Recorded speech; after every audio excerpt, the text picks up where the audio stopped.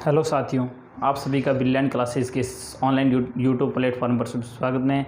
मैं आज आपका अपना राकेश पांसरा भारतीय राजनीति से संबंधित विश्व के साथ जो भारत की सीमा विश्व में एक देश मानते हैं हम पाकिस्तान के साथ जो विवाद हैं उनके बारे में पढ़ेंगे।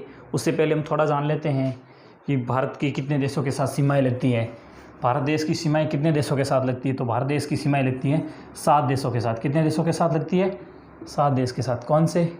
छोटी सी ट्रिक है, बचपन में MBA किया। कब किया?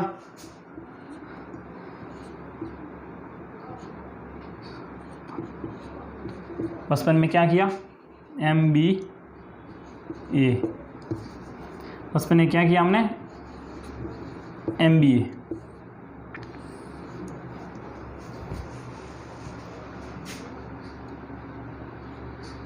बचपन में MBA किया तो पहला कौन सा आएगा? बांग्लादेश। दूसरा सी, बचपन, सीन। दूसरा पी, पाकिस्तान। 3 नंबर पर पाकिस्तान। क्या? एन पे नेपाल। एम पे म्यांमार। 5 पे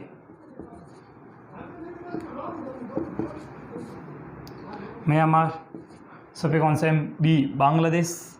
नहीं, भूटान। सॉरी, बांग्लादेश पे आ गया था, भूटान। और 7 पे लास्ट पे अफगानिस्तान।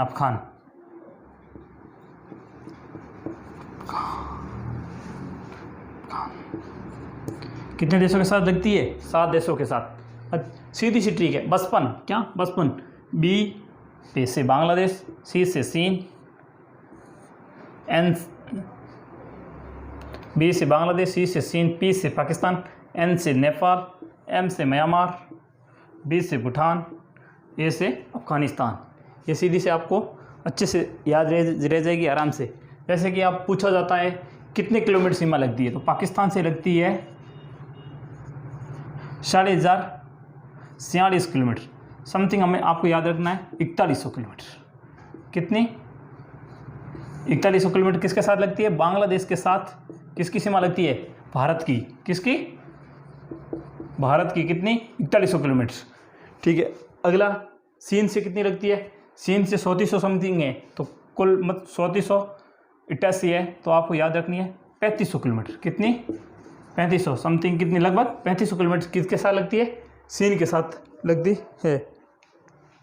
और हमारे आज का बड़ा मुद्दा पाकिस्तान के साथ लगती है 3323 किलोमीटर। आप इसको याद रख सकते हैं आराम से, छोटी बात। 3300 किलोमीटर किसके साथ लगती है? पाकिस्तान के साथ।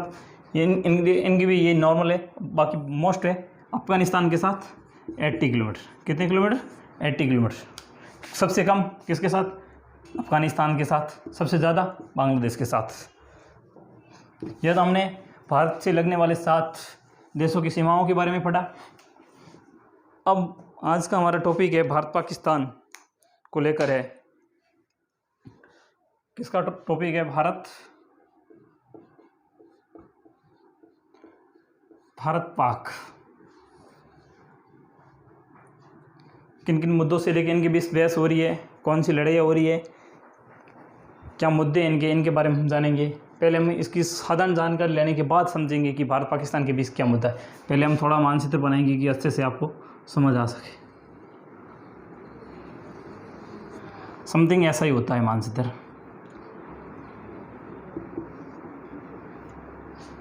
थोड़ा उल्टा बनाया, लेकिन मतलब हम एक बार टॉपिक को समझने के लिए इसको एक रेखा के रूप में यूज कर रहे हैं।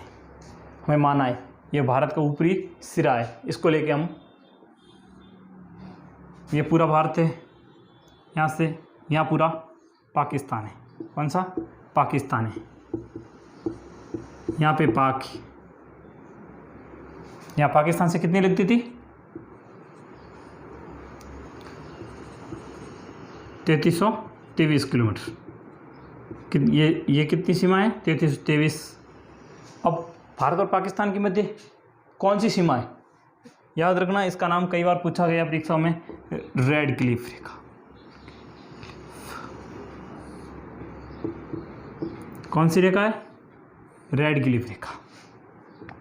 याद रहेगा रेड क्लिफ रेखा। इस रेड क्लिफ रेखा का निर्धारण किसने किया था? एक अंग्रेज अधिकारी था जिसका नाम था सर साइटिल रेडक्लिफ।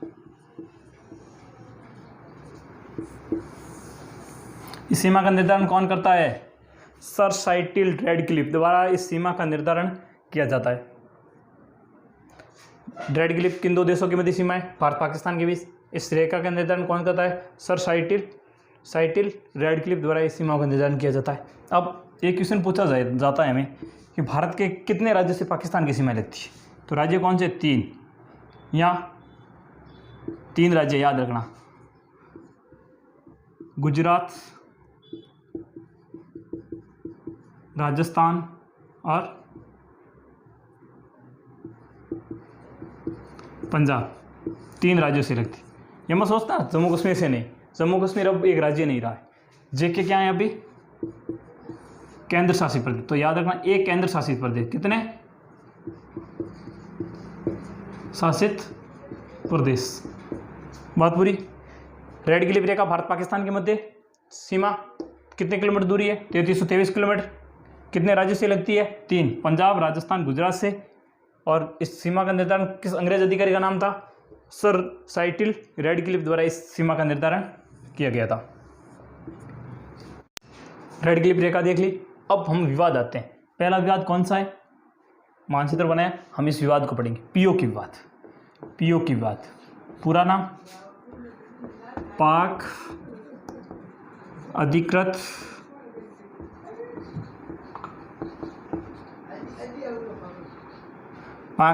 कश्मीर। कौन सा? पाक अधिकृत कश्मीर। कश्मीर कौन सा स्थान? जम्मू कश्मीर है ये इतना, ये स्थान ये है पीओके।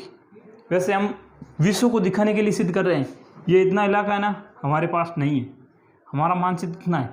ये भी आप आश्चर्यचकित बात होगी आपके लिए। और ये भी बता दूं कि ये इलाका भी चीन ने छीन लिया भारत से। किसने? चीन ने। भारत के पास यहाँ से यहाँ ये इतना ही है, लेकिन हम इतना ऐसा इसलिए दर्शाते हैं विश्व को दिखाने के लिए कि इनके पास है, ये विवादित स्थान है और इन्होंने हमारे ऊपर कब्जा कर रखा है, इसीलिए हम हमारे मानचित्र के अंदर इनको दिखाते हैं। और ये है पीओके। पीओके विवाद कैसे शुरू हुआ इसके बारे में पहले हम, भारत पाकिस्तान विभाजन हुआ कब हुआ? 3 जून 1947 को। कौन सी? माउंटबेटन योजना।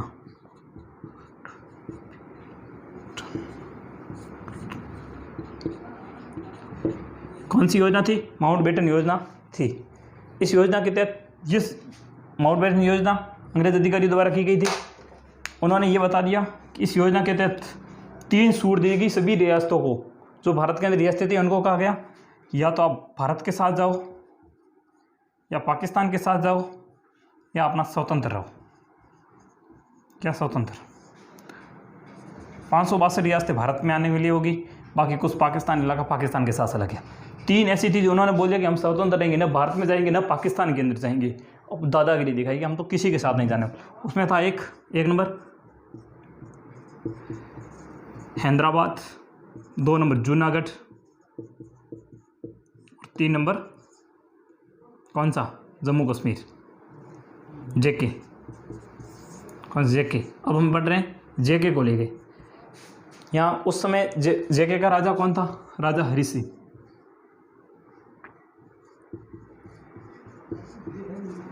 हरि सिंह थे राजा। इन्होंने इस योजना के तहत मना कर दिया कि हम तो भाई वहाँ जाने वाले हैं नहीं, हम हमारा अलग एक, हमारे पास इतनी संख्या है, इस वजह से हम एक अलग स्वतंत्र देश बनाएंगे।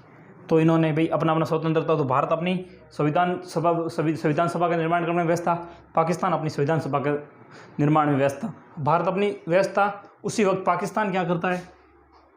यहाँ पीओके पे अपना धीरे धीरे अधिकार करना शुरू करता है।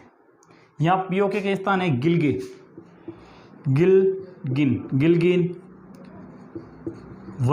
वरिस्ता, उरी और श्रीनगर। धीरे धीरे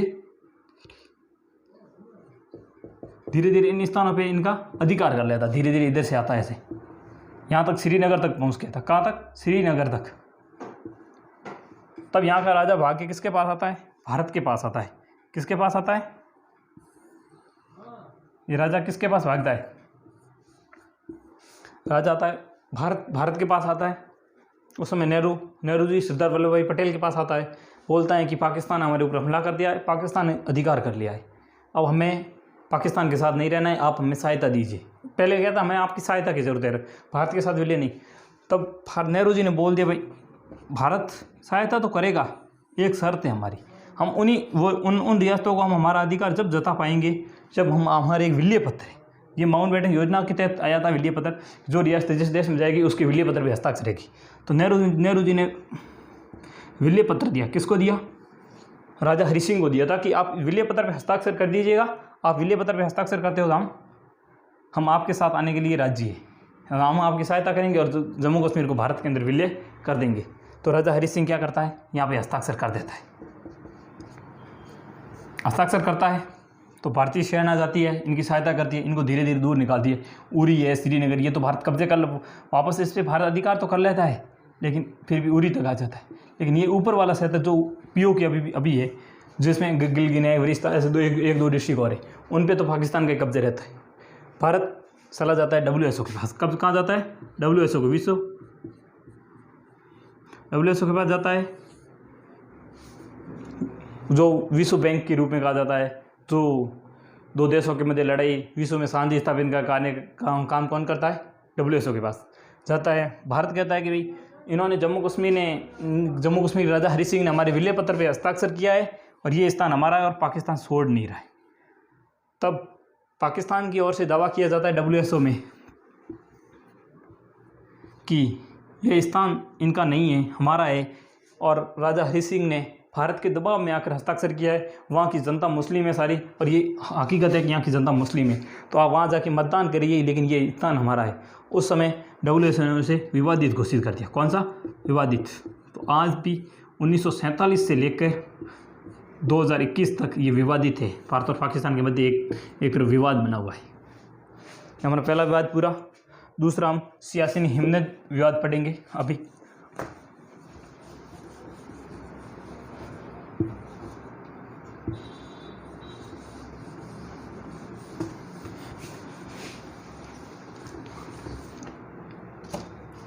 ये जैसे डेमो के रूप में बनाता हूँ।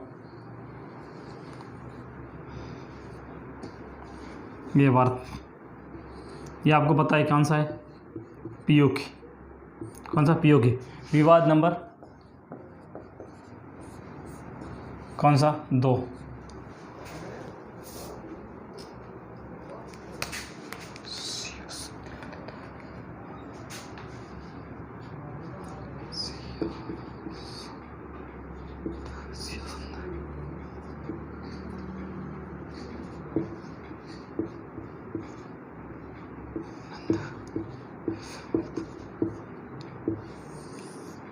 आप सोच रहे होंगे ये सियाचिन हिमनद क्या है?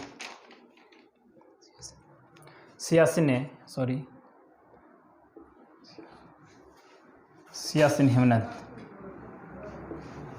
हिमनद क्या है? आप इसके बारे में सोच भी रहे होंगे।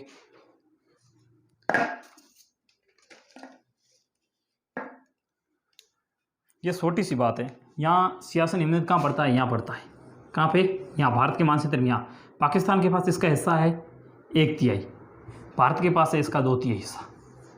यहाँ भाग हो रहा है, ये है पाकिस्तान के पास, ये है भारत के पास, और ये है पाक के पास।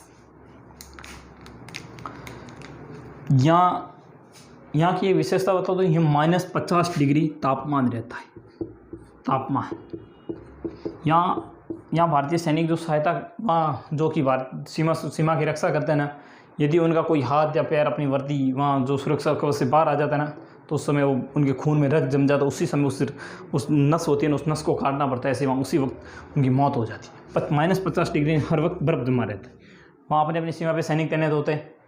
बात यह आई, यहाँ मौत होने लगी एक दूसरे को आनी। यहाँ मतलब ये बंजर भूमि है। कैसी भूमि है? इतनी बंजर है, किसी भी देश को 1% भी क्या नहीं हो रही है, 1% भी इनको यहाँ से कोई उद्योग व्यापार मतलब किसी भी प्रकार का फायदा नहीं हो रहा है। और भारत को प्रतिदिन कितने 10 करोड़ रुपए का खर्चा होता है।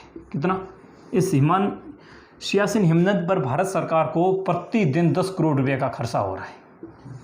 तो ये देखते हुए 1984 के अंदर जनवरी 1984 को क्या होता है, भारत पाकिस्तान बैठते हैं और वो निर्णय करते हैं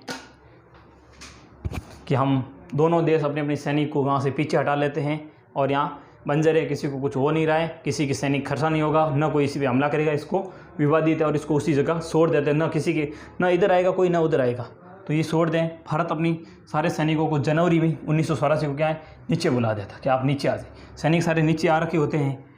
तब अप्रैल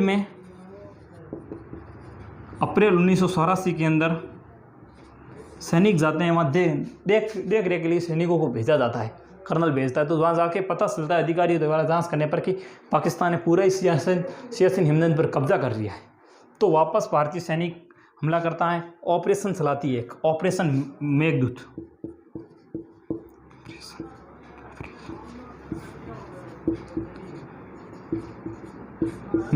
ऑपरेशन कौन सा? मेघदूत।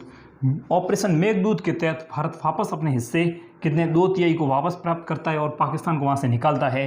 और उसके बाद आज तक 1984 के बाद कौन सा 21 साल रहा है, 21 तक वहाँ अपने सैनिक रखे हुए। 20 में 3 महीनों के लिए सैनिक हटाए, लेकिन पाकिस्तान ने छल कपट किया तो वहाँ इस वजह से इनको वापस सैनिक भेजने पड़े और सहमति नहीं हो पाई। दूसरा सबसे बड़ा विवाद पढ़ लिया हमने।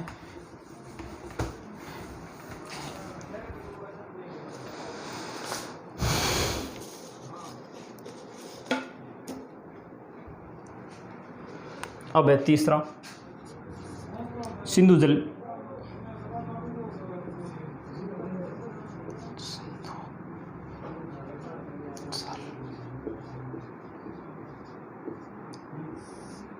विवाद। भारत का गर्मी है इसीलिए प्रॉब्लम आ रही है। सिंधु जल विवाद भारत का सबसे बड़ा विवाद माना जाता है वर्तमान में। पीओके के बाद सबसे बड़ा विवाद कौन सा है? सिंधु जल वाला विवाद है। भारत क्या करता था पहले, अभी बता तो मानचित्र के बाद।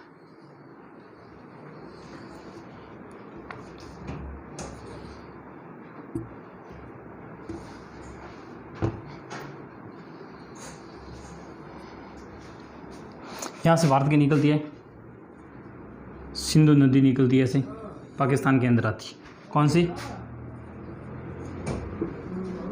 सिंधु नदी। और इसकी सहायक नदियाँ होती है 5 और इनकी सहायक नदियाँ हैं।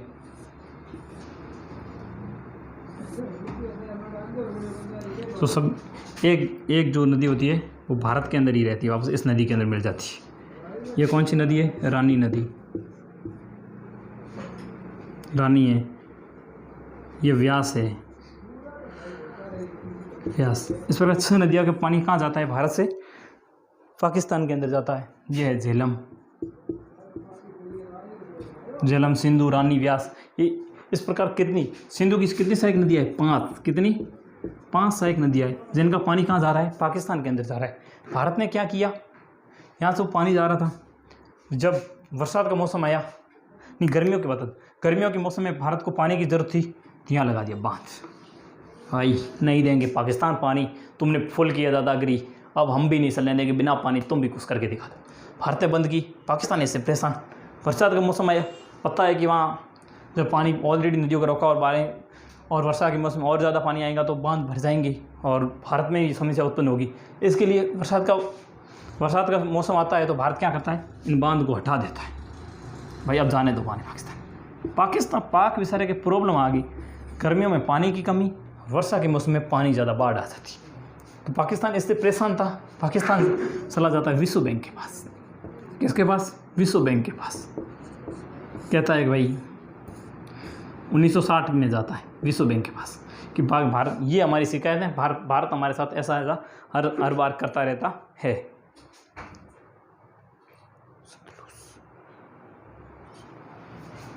झेलम थी, सिनवा और सतलुज।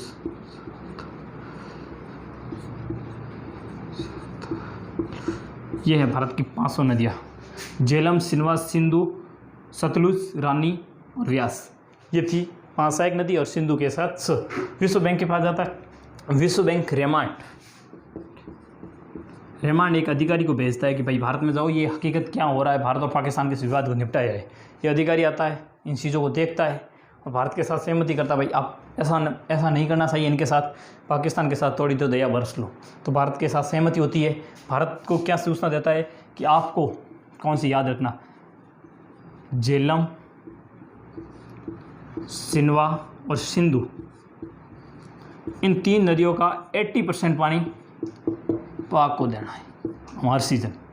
20% भारत रोकेगा, भाई भारत को हानि। लेकिन फिर यहाँ कहता है कि ये इन तीनों, सतलुज, रानी, व्यास, इन तीनों नदियों का 80% पानी होगा, वो कौन रखेगा, भारत, और 20% पानी किसको देगा, पाक को देगा।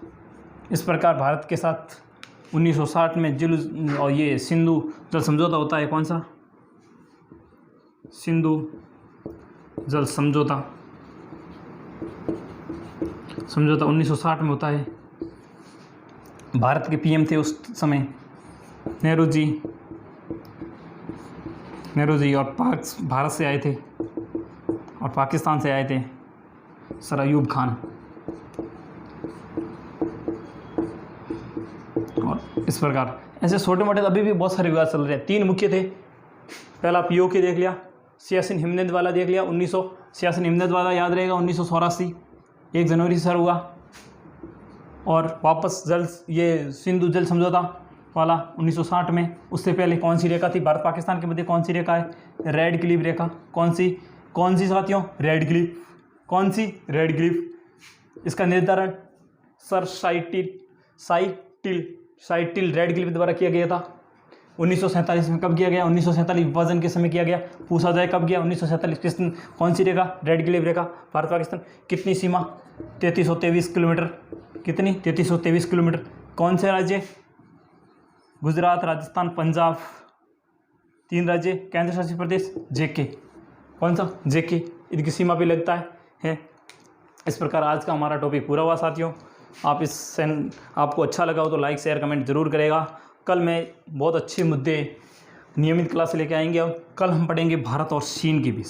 बहुत मज़ेदार चीज़ है ये। जितना मज़ा हमें पाकिस्तान में पढ़ने में नहीं आया, उससे ज़्यादा चीन का जो टॉपिक पढ़ेंगे उसमें बहुत अच्छी चीज़ें होगी, बहुत अच्छा पढ़ने में मिलेगा। अभी तो साथियों शुरुआत है, आगे बढ़ते रहेंगे। और आप सभी से मेरा निवेदन है, कोविड महामारी के अंदर घर में रहें, सुरक्षित रहें।